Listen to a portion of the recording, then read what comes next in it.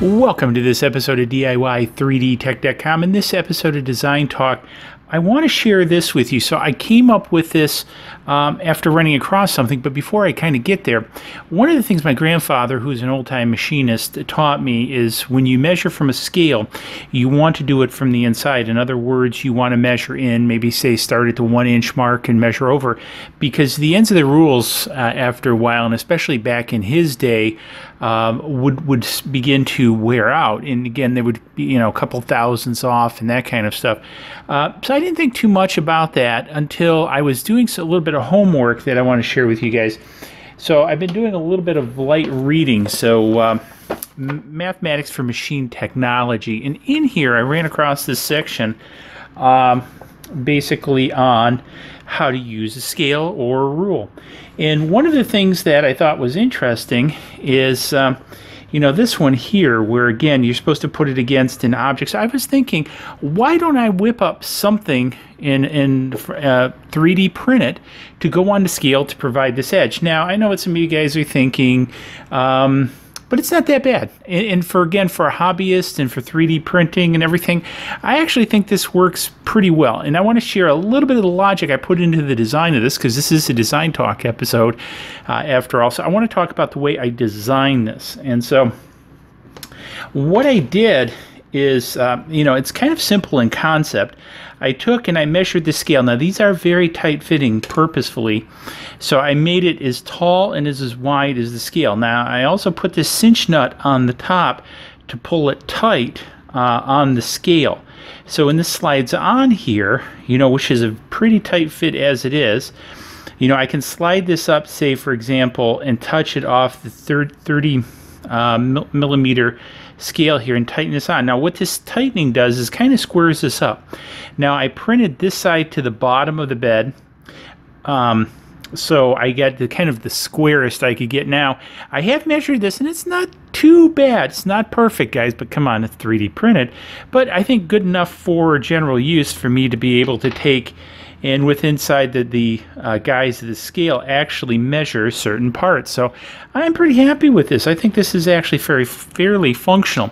Now what I also decided to do is if we go back and we look at the book, we see it has just one here, and again it's meant to if it lays flat. But now if I lay this flat without two of these on here, what happens is the ruler tips. So I thought it would be kind of nice that if I put two of them, then it would sit flat, and I could again push up an object, leaving it sit on the desk like this, and obviously the same as height, same height on both sides. Being perpendicular, I can put an object like that and measure it. So I thought that was pretty cool. Now, if you kind of want to get really particular, you could use two of them, again, as sort of a poor man's caliber to, measure something. Now, I wouldn't overly recommend this. It's not, it's doable, but not probably the best in the world. But, so far, this has turned out to be pretty useful, more useful than I had thought. Now, a couple of the future pieces that I thought is again, this nylon, 1/4-20 nylon thumb screw, cinches directly to the top of this. And what I was thinking is actually creating an insert in the future that goes inside the 1/4-20 hole that's shy of the size, sort of a plug, and it's got a notch on it that sits on top of the ruler, and then what happens is a nut cinches down on it, so the pressure's more even, if you will. I don't think it'd make a huge difference. I don't think tolerance wise it would be any better.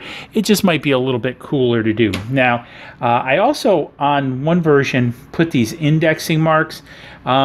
They are semi-true to size, at least in Open SCAD, because that's what I designed this in. However, we all know there's going to be contraction in the plastic, so they're not accurate.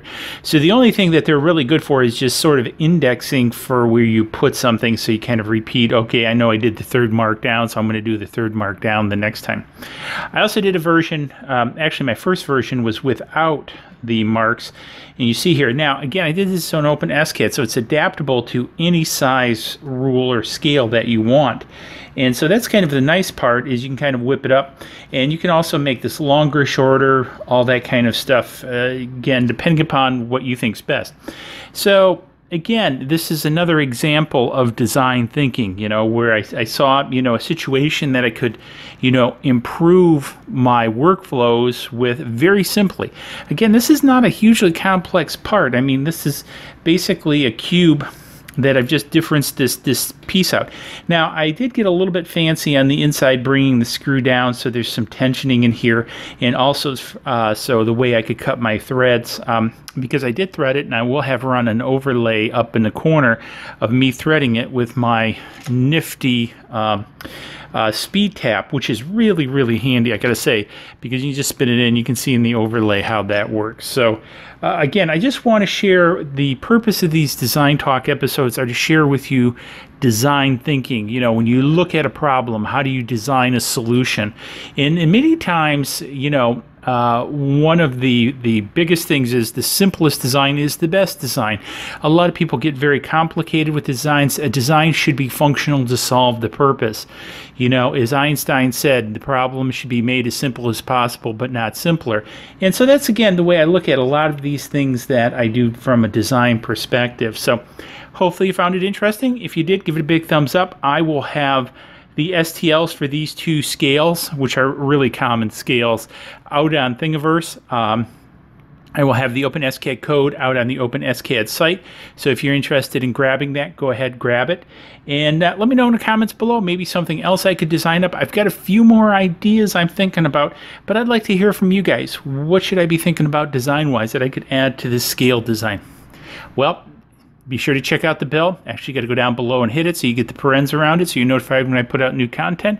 Swag Shop's up in the corner as always. Check it out, folks, and we'll see you guys in the next video where we design something else. Cheers. Please click like below and subscribe to the channel to keep up